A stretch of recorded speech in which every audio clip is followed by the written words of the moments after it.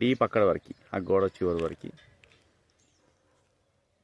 So ఇది ఈక్వల్గా దీర్ఘచతురస్రాకారంగా ఉన్న బిట్ ఇది అమ్మకానికి వచ్చింది.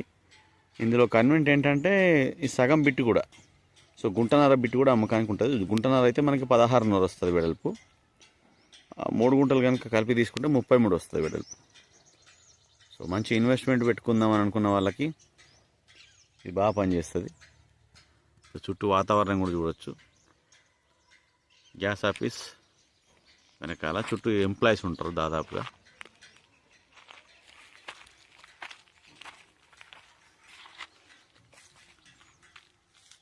సో ఇలాంటి వాతావరణంలో మనకు ఒక మంచి ఫ్లాట్ వచ్చింది.